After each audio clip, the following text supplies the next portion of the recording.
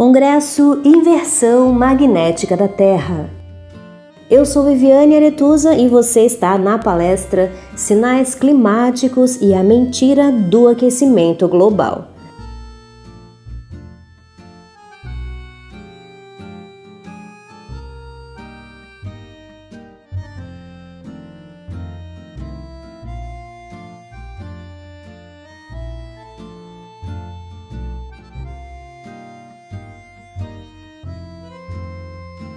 Eu quero agradecer o convite ao idealizador do Congresso Inversão Magnética, Júlio Miranda. Jamais iremos entender sinais climáticos e a mentira do aquecimento global sem antes entender sobre o universo elétrico, sobre o Sol e sobre o plasma. Tudo o que temos nesse reino é elétrico. O plasma, 99% de toda a nossa realidade, desde o átomo, células, cérebro, os 5 sentidos, orgasmo, padrão celular do crescimento das plantas desde sua raiz, o sol, lua, chuva, as nuvens, vento, furacões, vulcões, terremotos, movimentos das estrelas errantes. Ao incidir sobre a Terra, o Sol influencia desde o clima, padrões de ventos, definindo os nossos desertos, que estão concentrados na faixa entre a latitude 30 e 33, tanto para norte quanto para sul.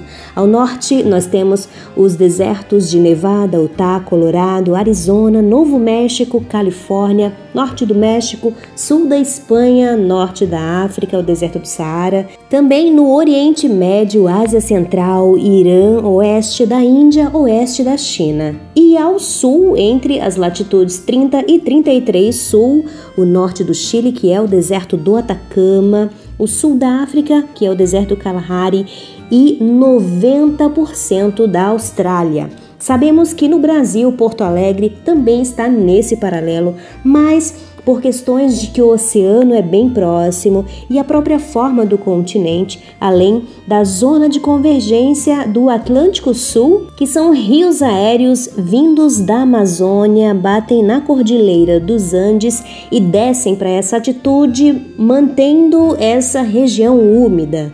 Isso explica a ausência de desertos no Brasil.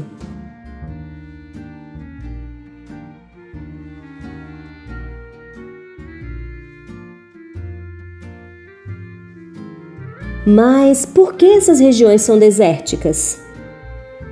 Ao interagir com a Terra, o Sol cria centros de alta pressão da atmosfera, com movimentos de ar divergentes de fora do centro e de cima para baixo, fazendo com que o ar fique mais seco, dificultando as condições para a chuva.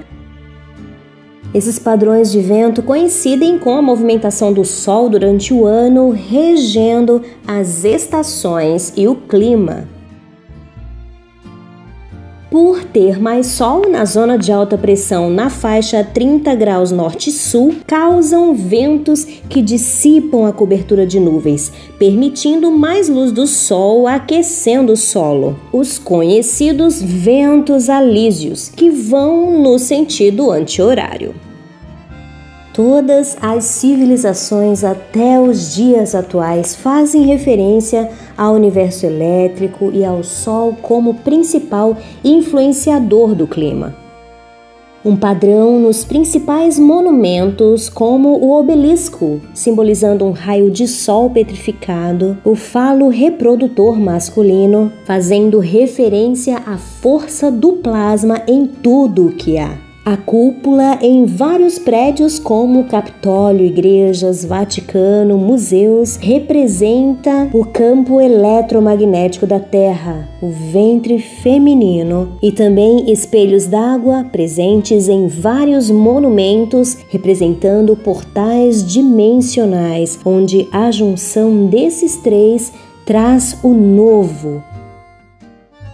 Nikola Tesla redescobriu esse padrão de 3 e criou a sua torre de Wardenclyffe, que funcionava como uma árvore ou uma barra de ímã. A intenção era conectar as linhas telúricas, correntes elétricas que se movem no subsolo, principalmente usando aquíferos como condutores. As linhas telúricas funcionam como espelhos das linhas de Ley, que são linhas superiores, linhas magnéticas de superfície que cruzam a Terra em forma de rede. Elas funcionam como autoestradas que produzem um fluxo eletromagnético com a capacidade de transferência de energia para a comunicação. A junção das linhas de Ley com as linhas telúricas forma um vórtex, um fluxo eletromagnético toroidal, o campo eletromagnético da Terra. Esse campo eletromagnético da Terra tem o seu norte-sul, que nada tem a ver com o norte-sul geográfico. São coisas bem distintas. O campo eletromagnético da Terra, além de ser usado como condutor de energia e também ter a capacidade de transferir comunicação,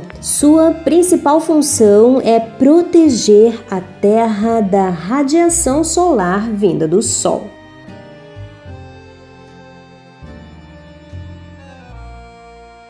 Como vimos anteriormente, o Sol é o principal influenciador do clima e o seu ponto focal, quer dizer, a sua principal força, transita entre as latitudes 30 e 33, norte e sul, durante o ano, causando as estações do ano.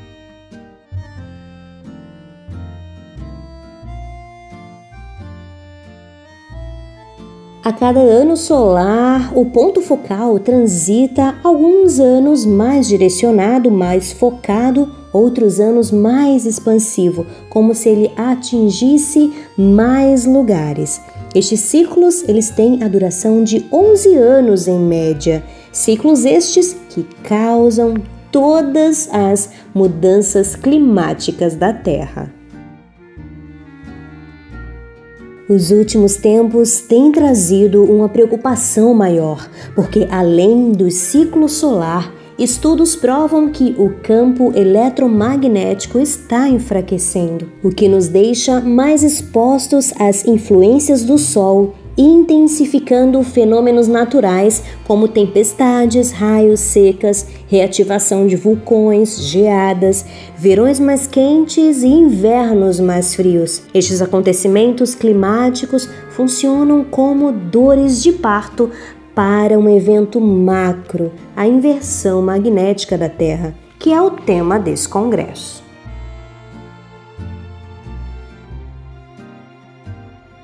Nós vamos entender agora o Sol e os seus ciclos, máximas e mínimas solares e o que os ciclos solares têm a ver com fenômenos da natureza.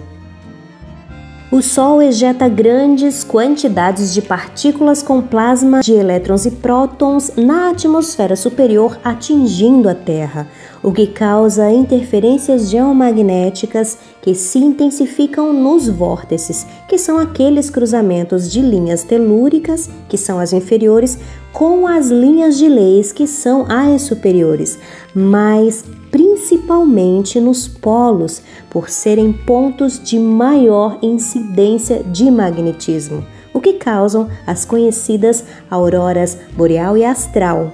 É um escape desse excesso de plasma na magnetosfera.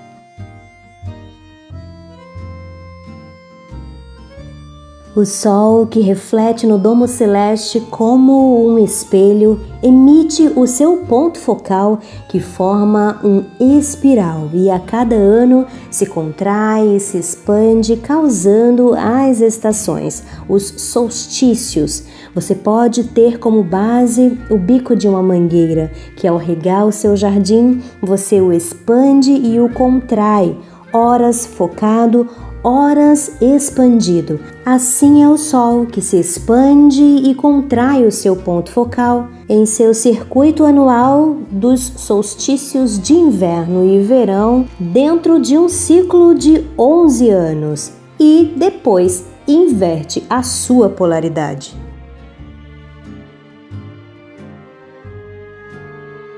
A partir do século XIX, os estudos sobre o Sol se intensificaram e ele parece repetir um padrão onde mínima solar é a diminuição gradativa das manchas ou atividade solar por 11 anos até chegar ao silêncio solar, causando assim a inversão magnética do Sol, reiniciando o ciclo com a máxima solar, levando ao aumento das manchas solares por mais 11 anos, até explosões solares com bem mais frequência. Nós atualmente entramos em um máximo solar a partir de 2013. Uma máxima que era para durar até 2024, mas o que temos observado é que ela está com bem menos intensidade em número de manchas solares. Estamos em um máximo solar, mas com bem menos manchas em suas atividades. Algo diferente tem provocado a ausência das manchas solares.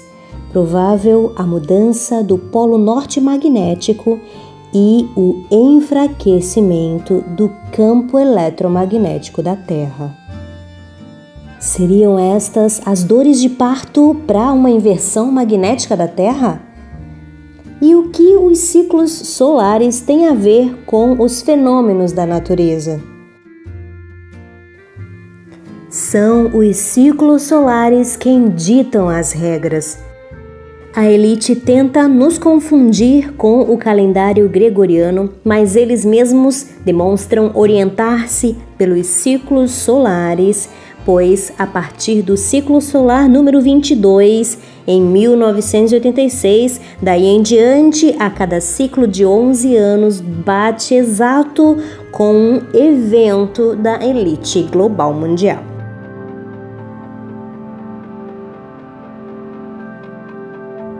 Em 1986, um desastre nuclear de Chernobyl na Ucrânia. No pico máximo desse ciclo, o então presidente Bush anuncia oficialmente o projeto de implementação da nova ordem mundial com a famosa frase New World Order. A New World Order. A New World Order. Uma transição encerrando o ciclo solar de número 22 e iniciando o ciclo solar número 23, número bem difundido pela elite como prenúncio do último tempo de liberdade da humanidade até 2023. Neste ciclo solar número 23, no ano de 1997, acontece o maior acidente radiológico do mundo, o Césio 137 em Goiânia. No pico máximo desse ciclo, aconteceu o atentado às Torres Gêmeas em Nova York. 2008, ainda dentro do ciclo solar número 23, acontece a maior quebra da economia mundial desde a Segunda Grande G.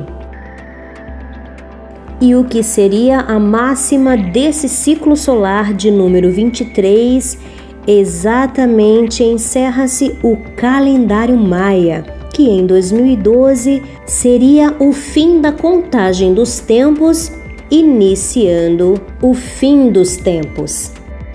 Ano em que foi lançado o famoso filme 2012.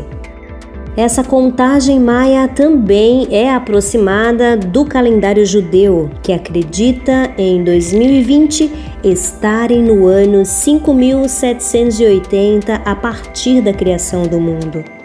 Ao findar então do ciclo solar número 23, seria o início do fim, segundo o calendário maia e judeu.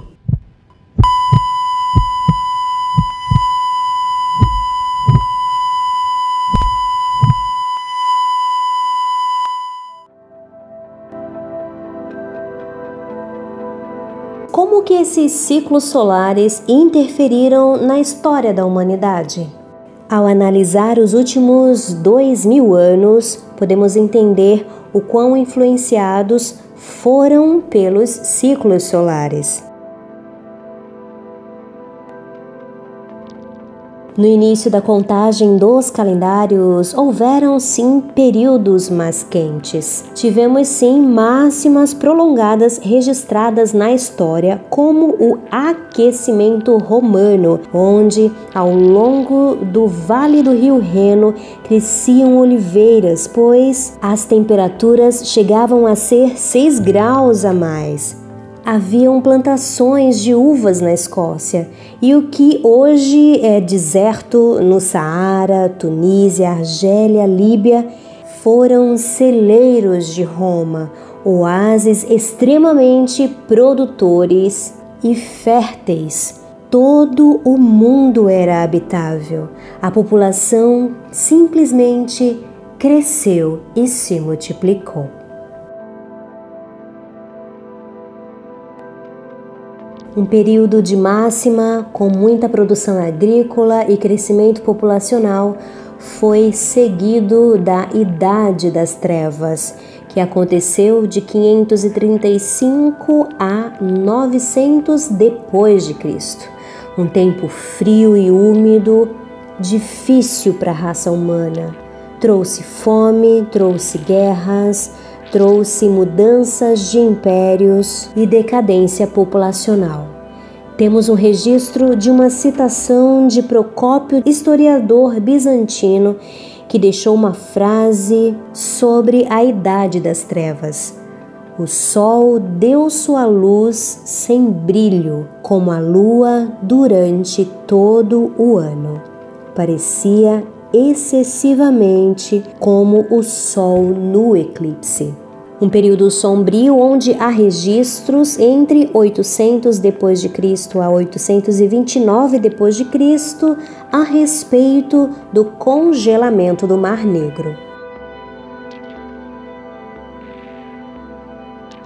Depois desse período, tivemos o aquecimento medieval, entre 900 e 1300 d.C., logo após a Idade das Trevas, marcando o fim de uma mini-era do gelo. Foi um período próspero para a humanidade, marcada por expansão populacional que praticamente dobrou devido à fartura das colheitas. Uma época de maiores conquistas territoriais.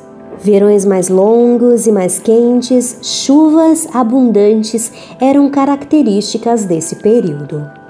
Para se ter uma ideia, Groenlândia e Islândia eram habitáveis e lar para muitos vikings que plantavam e pescavam na região. Mas as mudanças climáticas os atingiram novamente. Suas áreas habitáveis foram congeladas. Eles acabaram sem acesso a alimento, o que chegou a causar canibalismo.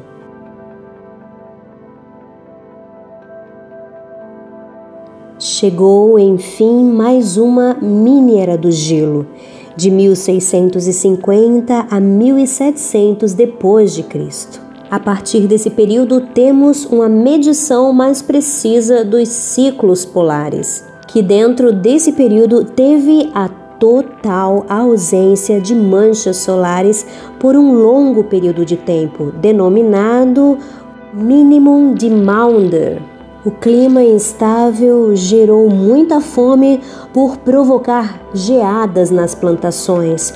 Houve o aumento das geleiras na Suíça, França, Alpes Orientais, Islândia, Noruega, Tamisa. Neste período, na América do Norte, em Sierra Nevada, por exemplo, os anéis de crescimento das árvores registraram o sofrimento das árvores com a passagem dos anos, mostrando os extremos climáticos sofridos. Nova Zelândia, América do Sul, também há registros por parte de povos antigos sobre extremos climáticos.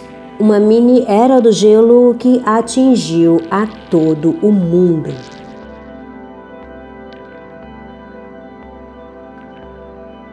E nos dias de hoje, as influências se acentuaram, pois os ciclos solares dos últimos tempos estão fora dos padrões e já estão sem manchas solares. Vamos analisar agora o que a ausência de manchas solares no ciclo do Sol, somado ao enfraquecimento do campo eletromagnético, alteram nos fenômenos da natureza.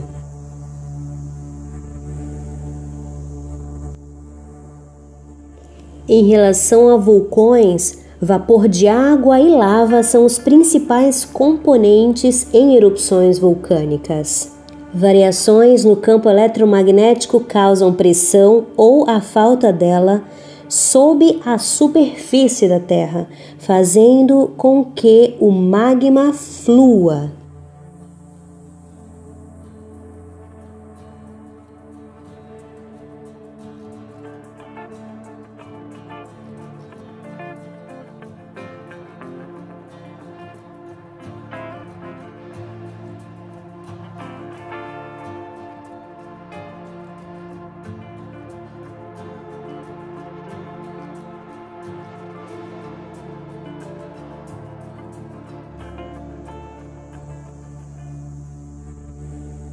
Em relação a terremotos, atividades sísmicas no interior da Terra causadas pelo movimento das placas tectônicas acontecem por acúmulo de grande quantidade de energia que são liberadas quando sofrem interferências eletromagnéticas.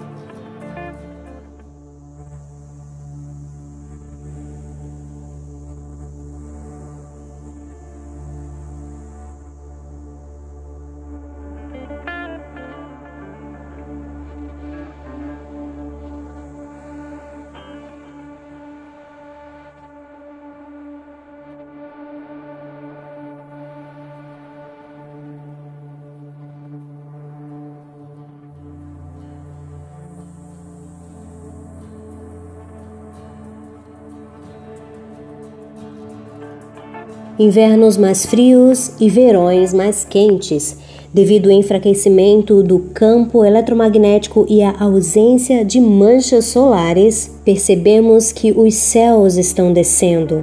Isso significa que ele está mais concentrado em alguns pontos sem atingir áreas distantes, causando verões mais quentes e invernos mais frios.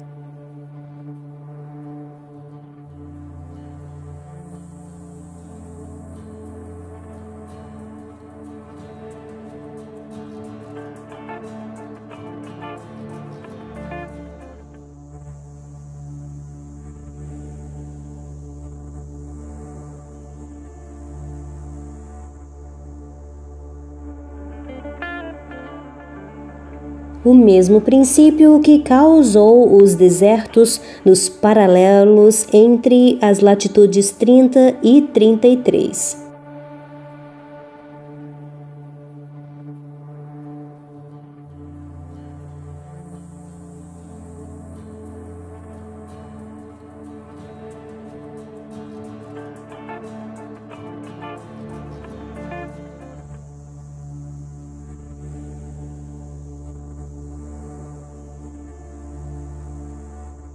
Tempestades de inverno podem ser causadas pela diminuição das manchas solares e a diminuição da temperatura.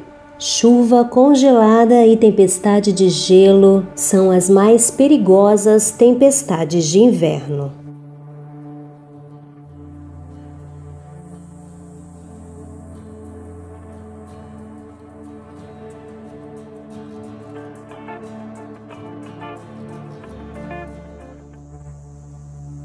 As inundações e as interferências nas marés sofrem grandes influências dos padrões de ventos e da movimentação do Sol. Maior frequência da movimentação nas placas tectônicas podem sim causar inundações e até tsunamis.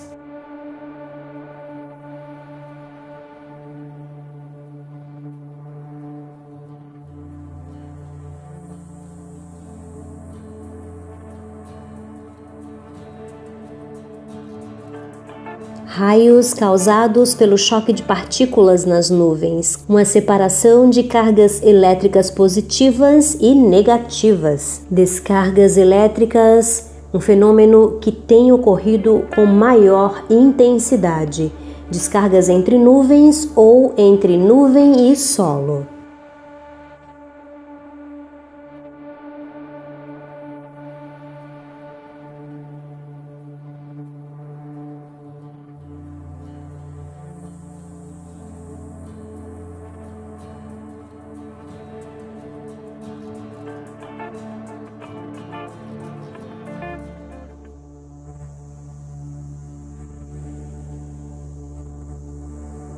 Meteoros ou fragmentos armazenados no turbilhão de plasma podem cair sobre a Terra pelo enfraquecimento do campo eletromagnético.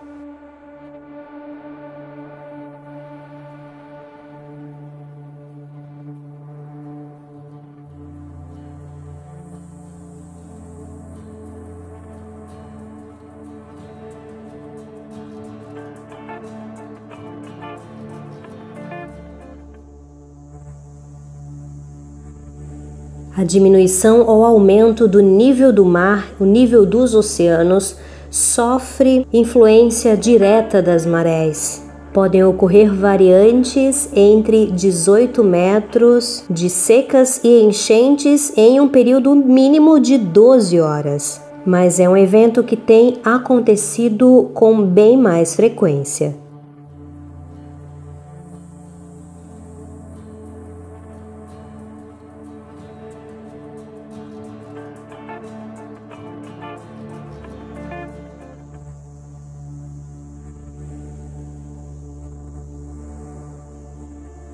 O derretimento das calotas polares acontecem sim, mas eles também são cíclicos. As imagens de derretimento de geleira parecem impactantes, mas também são necessários para repor água aos oceanos. Há muitas geleiras, mas poucas são monitoradas para chegar a uma conclusão.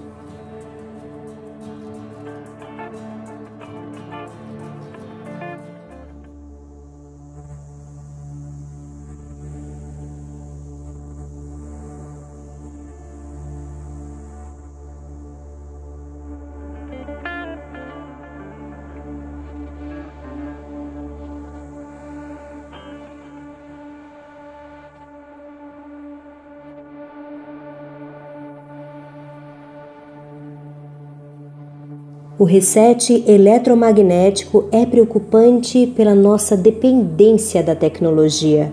O campo eletromagnético, com toda a sua capacidade de transferência de energia para a comunicação, tem enfraquecido e pode sim causar um colapso em todo o sistema de comunicação.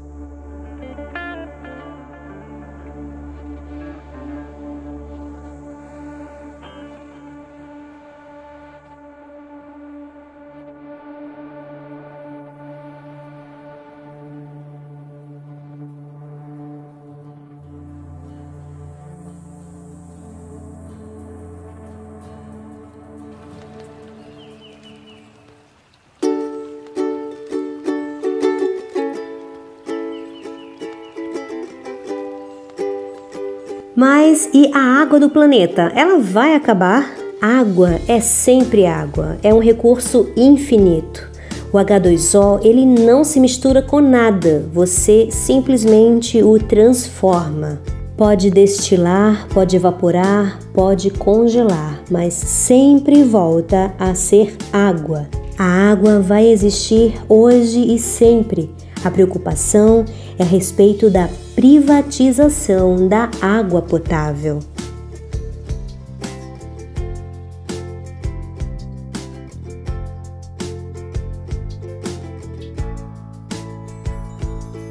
É preciso estar alerta em relação aos governantes para não venderem um bem tão precioso.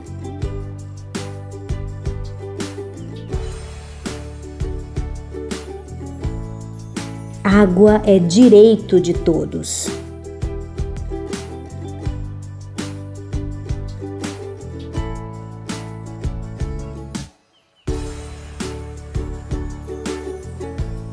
E a emissão de CO2 é culpa da humanidade? Desde o Protocolo de Montreal da ONU de 1987, o foco é essa mensagem: diminuir as substâncias que destroem a camada de ozônio. Sempre houve equilíbrio do dióxido de carbono, mas a partir da Revolução Industrial, as emissões de dióxido de carbono dispararam.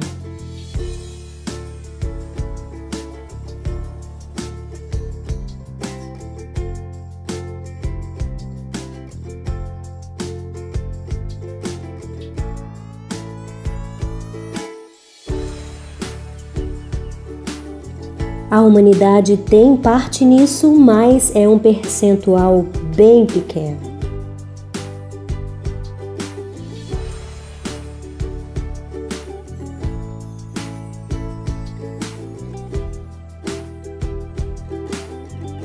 E a Covid-19 foi uma doença provocada? É culpa da humanidade que está fraca para poder se defender? Novamente, mesmo no caso de doenças, devemos sim observar os ciclos solares. Maior incidência de íons positivos provocam virulência. Uma ação maior de vírus e bactérias, eles ficam bem mais ativos. Temos referência do período da gripe espanhola, peste bubônica, peste negra e a Covid atual.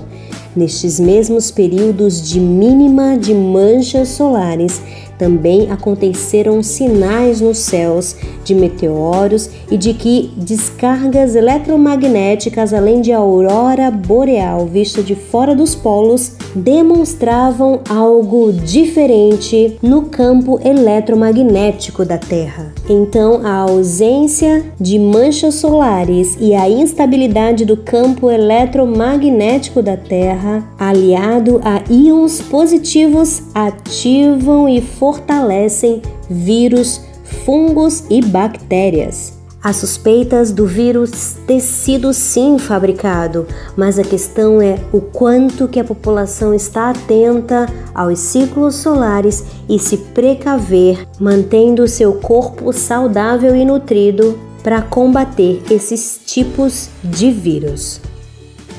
Já está entendido então que muitos desses fenômenos da natureza são causados pelos ciclos solares e campo eletromagnético da Terra. O porquê de tanto sensacionalismo? Tem que proteger o meio ambiente, tem que cuidar para ter um planeta mais sustentável. A intenção da elite é vender o medo. Mudanças climáticas trazem morte no futuro bem rápido. Ao propagar pandemias, como no caso da Covid-19, o impacto e o trauma na população é imediato.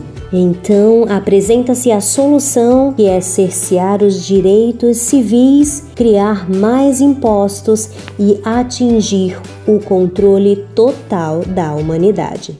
E além dessas coisas, temos a inversão do campo magnético da Terra para nos preocupar. E para concluir, nós devemos sim cuidar do meio ambiente em que vivemos.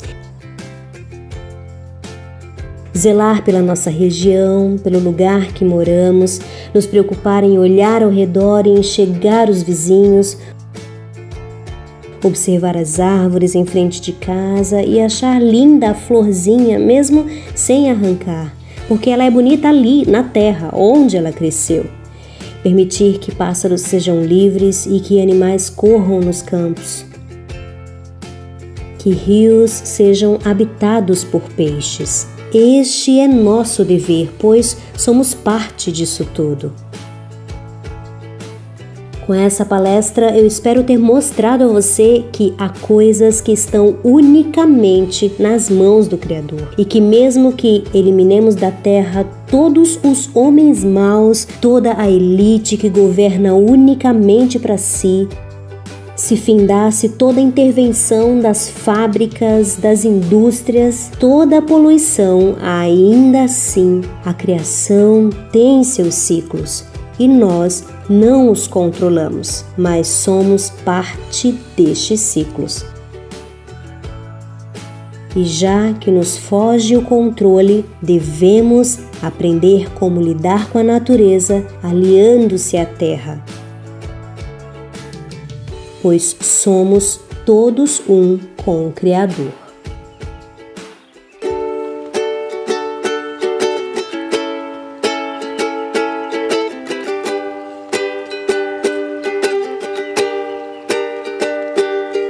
Não precisava ser assim se tivesse lembrado de mim, mas sem reciprocidade temos que rescindir. Notou que estamos sofrendo, em febre, corpos fervendo, pulmão alagado, é ordem, isolamento. Pais anciãos, avós se foram sem aviso algum. Quem nos ensinará agora? Eles são tão seus quanto meus somos um. Fomos unidade na barragem, Brumadinho, na queimada da Amazônia, na geleira derreter. África não tem o que comer, mas é fácil esquecer quando a pauta é ir mais alto e obter poder, mesmo passando por cima de um outro ser.